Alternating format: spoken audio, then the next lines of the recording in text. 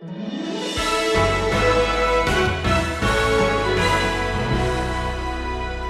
refers to the elect in Corinth. Now, it's not so amazing to me that a sovereign God knows who the elect are. What amazes me is that there are elect in Corinth. Not in this city, not in Sin City, not in this town. And you notice God said, I have what? Many people. You ought to underline that word and let it encourage your heart when things are dark and ministry is like a rock. You're chipping away at it and those peers around you could care less. I have many people in this city. In other words, this city is ready for the gospel.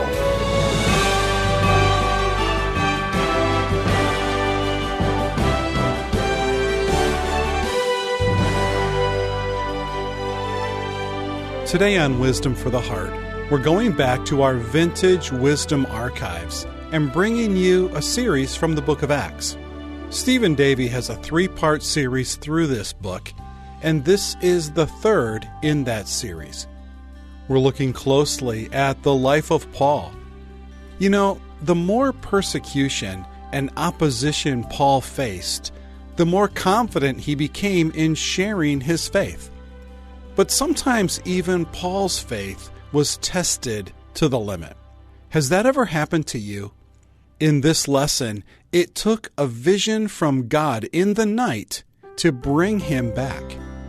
Here's Stephen with today's message called Sin City. We arrive this morning at chapter 18 in the book of Acts.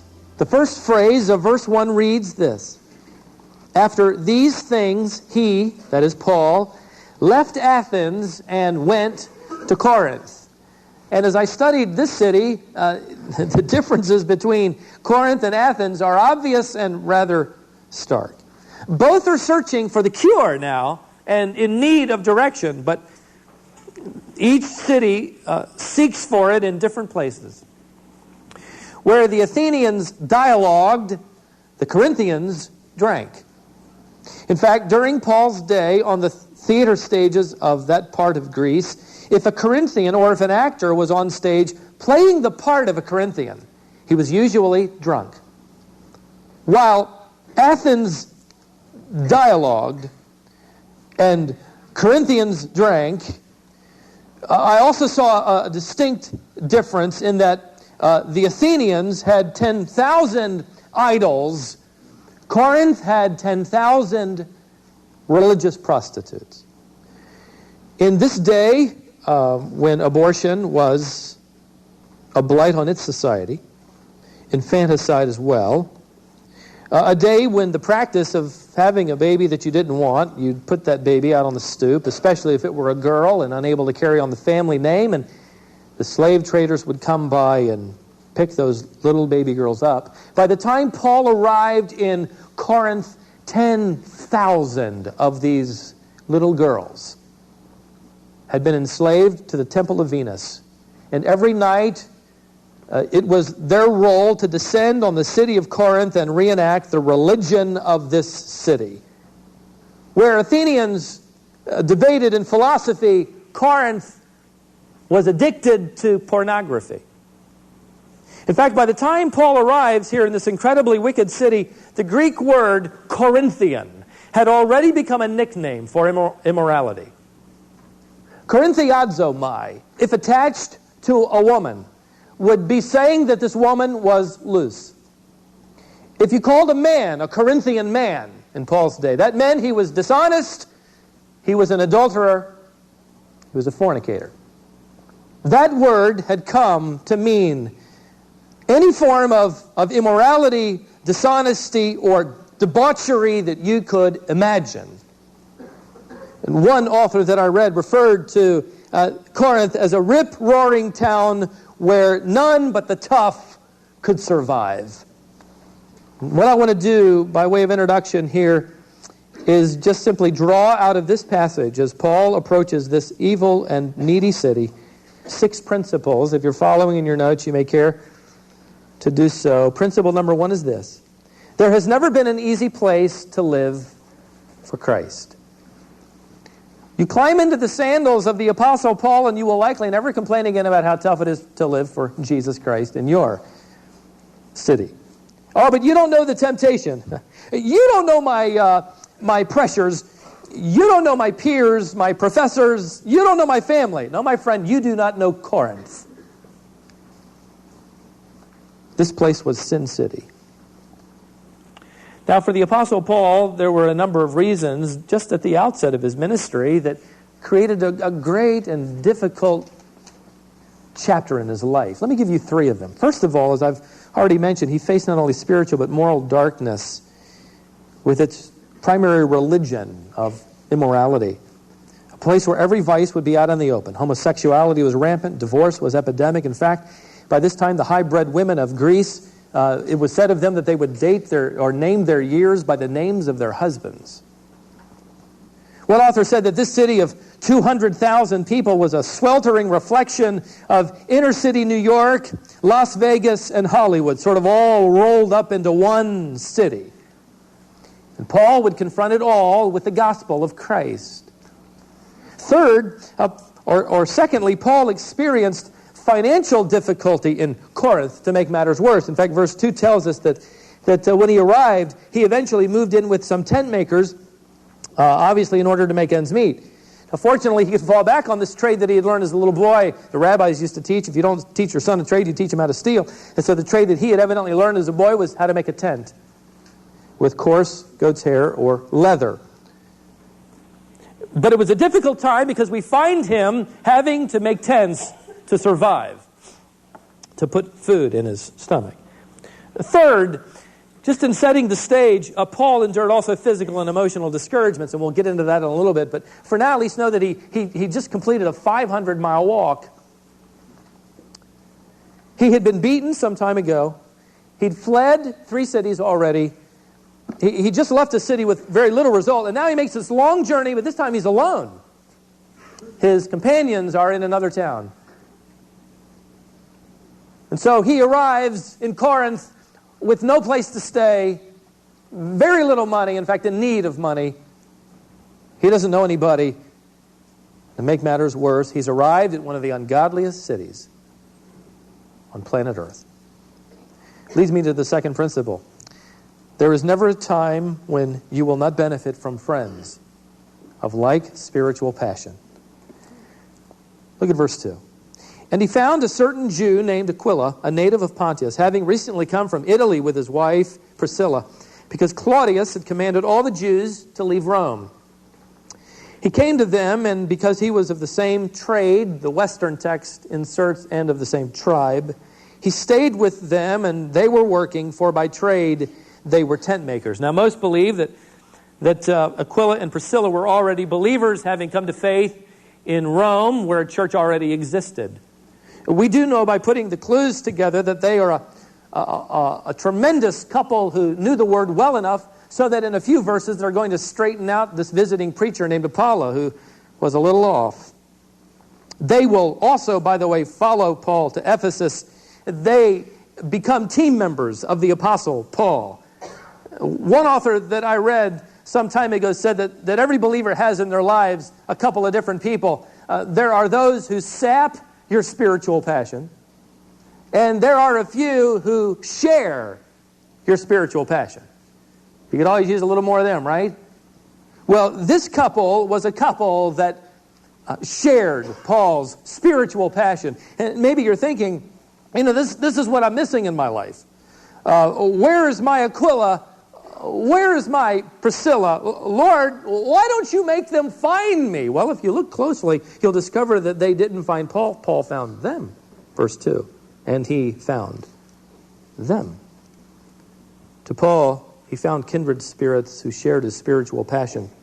There's more encouragement ahead along this line. Notice verse 5. But when Silas and Timothy came down from Macedonia, Paul began devoting himself completely to the word, solemnly testifying to the Jews that Jesus was the Christ. Now we know from other scriptures that Silas and Timothy bring with them monetary gifts from the believers here in Philippi. In fact, the only church to support Paul, as he mentions later, financially, and you notice the result here, Paul is able to devote himself completely to the word. In other words, he can set aside his needle and his goat's hair and his leather. He doesn't have to make tents now. He's supported in the ministry full time. What a delight that must have been. So Paul receives good news, grocery money, and godly fellowship. There isn't any time in any of our lives when we couldn't use a little more of one of those things, right? Well, he got all three here, and what a great day. Principle number 3, there's never been a great opportunity without great opposition. Look at verse 4. And he was reasoning in the synagogue every Sabbath and trying to persuade Jews and Greeks. Skip to verse 6. And when they resisted, this word literally means when they lined up in battle array. This isn't just, okay, we don't want to hear that. No, they put their dukes up, were ready to go to battle with this man that had invaded their synagogue with the truth of this Messiah that they could care less of. And they ultimately blasphemed. Paul shook out his garments, the text says, and said to them, "Your blood be upon your own hands or heads. I am clean. From now on I shall go to the Gentiles." Now in the Old Testament, two different phrases were highly significant that you've read, I'm sure. Paul uses one of them here. A person who has blood on his hands is meant to indicate that this person bears the responsibility for the life and death of someone else. Their blood is on his hands. But to have blood on your own head, as Paul says here, means that you are responsible for your own death. And the judgment that you will incur one day from a holy God will be all at your own fault. The blood is on your head. That's what Paul told them. You're responsible, having heard the truth. You will stand before God one day, having heard the truth, and judgment will come, and you will have no one to blame but yourself. Of course, it didn't make him very happy. Now, Paul declares he's going to preach to the Gentiles. With that, he sort of shakes the dust off his garments as if, I don't want any of that stuff clinging to me. And he says, I'm going to go preach to the Gentiles. And he does leave. He goes all the way next door. Look at verse 7. And he departed from there and went to the house of a certain man named Titus Justus, a worshiper of God, whose house was next to the synagogue. I like that. He didn't get very far away. In fact, they could probably still hear him preaching. Notice verse 8. And Crispus, the leader of the synagogue, believed in the Lord with all his household. Wow, if the enemy was angry at Paul before, he's livid now. Why? Because as Warren Wiersbe states in reference to this paragraph, Satan knew that Paul was invading his territory and liberating his slaves. And there is never an opportunity without accompanying opposition. You want some trouble in your life? Would you like a little trouble? The right kind of trouble, by the way. Live for Jesus Christ. There on that job site, bow your head before you eat. You stir things up.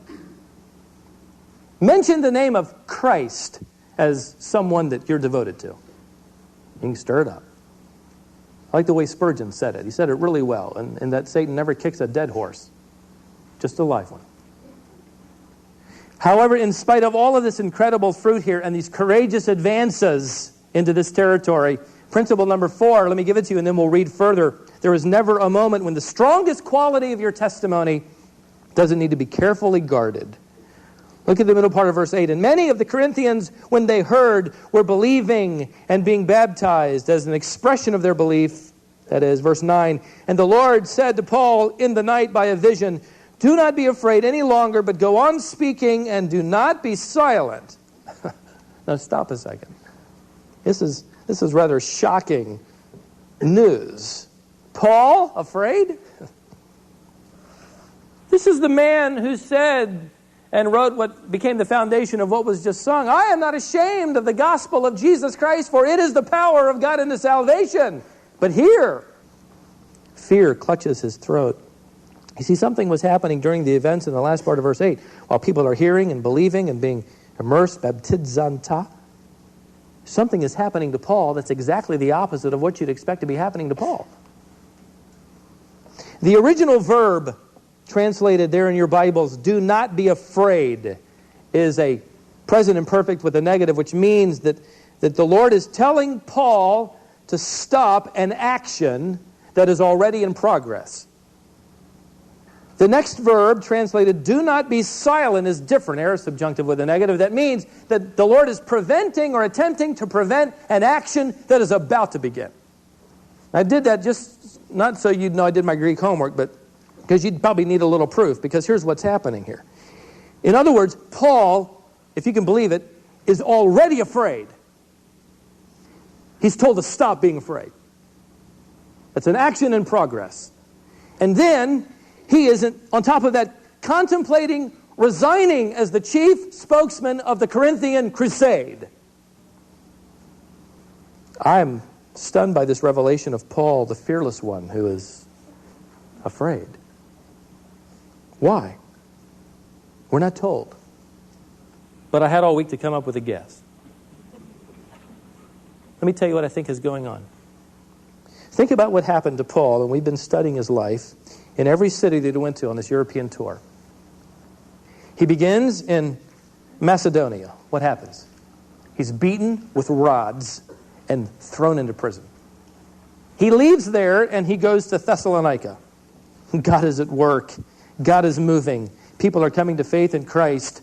And then the city is set in an uproar and a mob is incited who seek to take his life. And he flees in the night to save his life.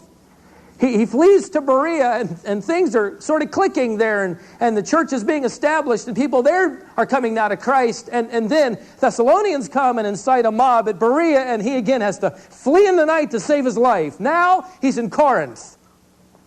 And I believe with every new convert, with every advance, with every incredible testimony, something in Paul's stomach begins to churn. And fear begins to grip at his throat. Another riot? Another mob of angry killers? Another painful beating? Another night in jail? The reason why I think this guess is true, and this is why Paul is afraid, is primarily because of what the Lord will say to him, that I think further clarifies it. Look at verse 10, where the Lord says, Paul, in a vision, I am with you, and no man will attack you in order to harm you. In other words, Paul, it happened back in those other cities, but it's not going to happen here.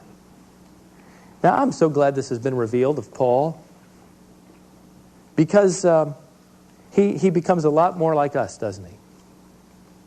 Which is encouraging, because then maybe we can become a lot more like him. Fearing the future had seriously deflated his confidence in the direction of the Lord and his own personal courage. And he began to borrow the worst possible scenario from a future. Without ever asking the Lord, he was sure it was going to happen, to the point where he was riddled with fear and was already contemplating packing his bags and leaving while the getting out was good. And many of us are good at that, aren't we? We are professional at borrowing trouble. We know the worst is going to happen, don't we? We suffer 1,000 tribulations just waiting for the tribulation to occur, and sometimes it doesn't even occur. Ken Hughes writes an interesting story of a lesson Abraham Lincoln learned that he would use later as a president when he was surrounded by bad news, wasn't he? In his circuit riding days as a lawyer, Lincoln and his companions riding to the next session of court crossed many swollen rivers. But the Fox River was still ahead of them on this one journey, and they said to one another, if these streams give us so much trouble, how shall we get over the Fox River? When darkness fell, they stopped for the night at a log tavern where they ate with other guests, among them the presiding Methodist elder of the district who rode through the country in all kinds of weather and knew all about the Fox River. They gathered about him and asked him about the present state of the river. Oh, yes, replied the circuit riding preacher. I know all about the Fox River. I've crossed it often and I understand it well. But I have one fixed rule with regard to the Fox River. I never cross it till I reach it. Paul was convinced that the future held an uprising, a beating, a mob. But God knew that up ahead was a revival and an extended ministry. And the greatest comfort to Paul, by the way, are in those first few words of verse 10. Look back. For I am with you. Which leads me to principle number 5. There has never been a challenge or crisis that leaves you on your own. Now, Paul didn't have a copy of Matthew in his hip pocket that he could pull it out and turn to Matthew chapter 28 and read the promises of God. He didn't have that. Where God told the church, and we have it in our hands and in our laps, go and make disciples, baptize them and teach them, and lo, I am with you always, even unto the end of the age. He couldn't pull that out and dust it off and reread it, so God came to him in a vision and gave him basically the same promise. In fact, you know, it's fascinating to me how Matthew 28 is fulfilled, this Great Commission, to the T in Acts chapter 18. God said in Matthew 28, go. In verse 1, Paul goes. God said, make disciples. This happens in verse 8. God said, baptize them. This also happens in verse 8 here. God said, teach them. Paul does that in verse 11. And God promises, lo, I am with you always, even unto the end of the age. He promises that in verse 10. He gives Paul everything that he has given us. One more principle, quickly. Number 6, there is never an assignment from God that will not yield some eternal fruit. Verse 10, for I am with you, and no man will attack you in order to harm you. Now notice these next words. For I have many people in this city. And I find those words fascinating. God knows who will believe in him, but more than that, he refers to those who will believe in him in the future as already his in the present.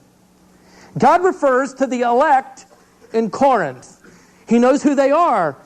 Now, it's not so amazing to me that a sovereign God knows who the elect are. What amazes me is that there are elect in Corinth. Not in this city, not in Sin City, not in this town.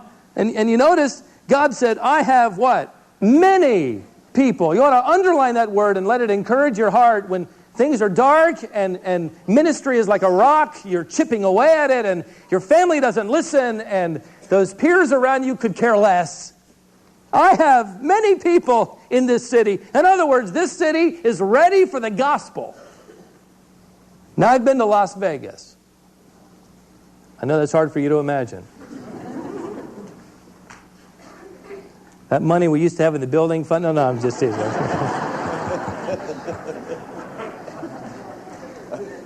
I was a college student traveling for my Christian college in a Christian singing group, and we happened to sing at a church in Las Vegas. Staying in the home of a fellow that night and a couple other buddies from the singing group, and his particular job was stocking the Coca-Cola machines in many of the night spots. And after we sang, went to his house, ate supper, he said, hey, you guys, I got to go to work. You want to go with me? I'll give you a back tour of Vegas. Would you like that? I said, well, you keep it a secret? So he took us all through that town. And I have to tell you, never once did the thought ever occur to me as a ministerial student, you know, preparing for the ministry. The thought never occurred to me going through Vegas. Wow, this city is a ripe harvest field. You know, what a great place to start a church. These people are ready for the gospel of Christ.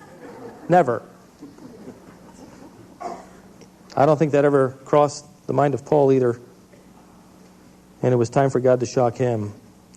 Notice verse 11. He only does this in 3 cities. This is one of the 3 cities. He settled down there. 1 year and 6 months. Teaching the Word of God among them. John Phillips, who is an outstanding British expositor, writes these words here at Corinth. In the filth, capital of the world, were many hungry hearts.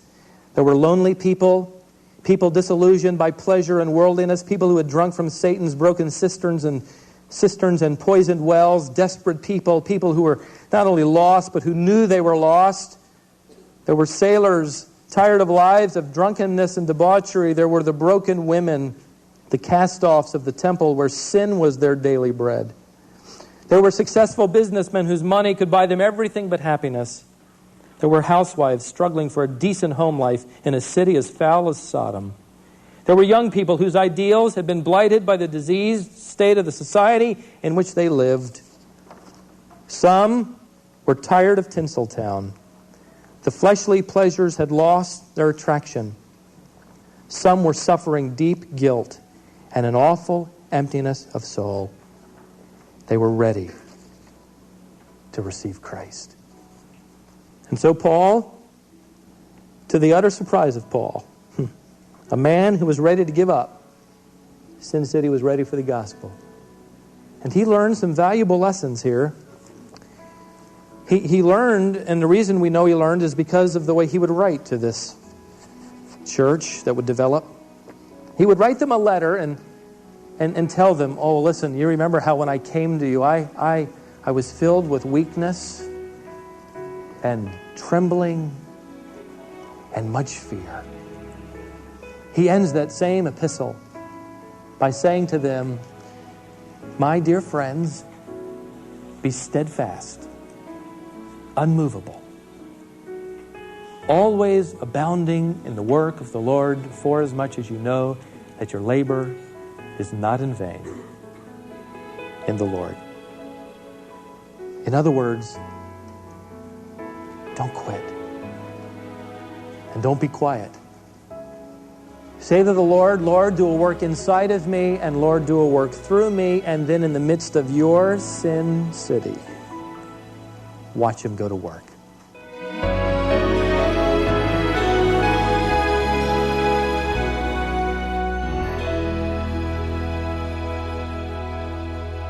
If you've ever felt like Paul, I hope this message will encourage you to keep at it. Thanks for joining us today here on Wisdom for the Heart.